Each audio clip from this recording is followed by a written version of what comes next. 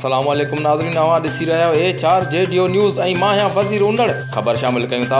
नवां वलीमत भरिसां government high ऐं प्राइमरी स्कूल हमल कलोई हाईवे भरिसां क़ाइमु क़ौमी शाहराह ते ओवरहेड ब्रिज न हुअण करे 1300 शागिर्दनि जूं ज़िंदगियूं दांव ते लॻल। वधीक तफ़सील ॾिसूं था जावेद रिंद जी हिन रिपोर्ट में। नाज़रीन, नवां वलीमत भरिसां अॼु मां हमल कलोई में प्राइमरी स्कूल में मौजूदु आहियां।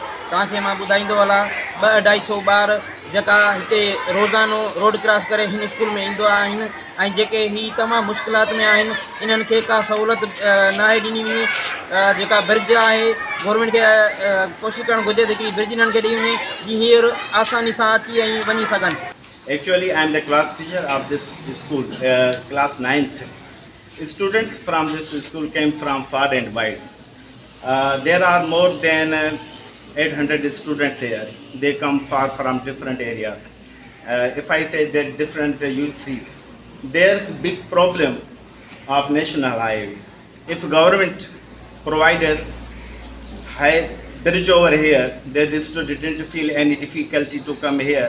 जीअं त ही असांजो स्कूल जेको आहे उहो नेशनल हाईवे ते आहे ऐं नेशनल हाईवे ते ट्रैफिक एतिरी आहे जो हितां जा शागिर्द जेके आहिनि उहे जॾहिं रोड क्रॉस कनि था त काफ़ी भेरा ॿार जेके आहिनि एक्सीडेंट थी चुका आहिनि।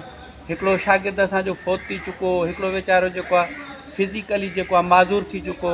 त अहिड़ा नंढा वॾा हादसा माना ईअं सम्झो त हिकिड़ो मामूल थी चुको आहे।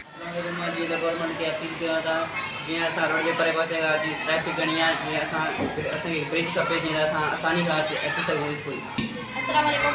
असां गवर्नमेंट खां अपील था कयूं जीअं असांखे हिकु ब्रिज ॾे असां रोड उन जे लाइ असांखे ब्रिज ठाराए ॾियो जीअं अचणु वञणु सवलाई थिए। असांखे गाॾियुनि मां घणो ख़ौफ़ आहे जीअं ब्रिज में असां सवलो अची वञूं घरनि ॾांहुं। I am the student of the class 9th and our school is the near national highway in the side of west.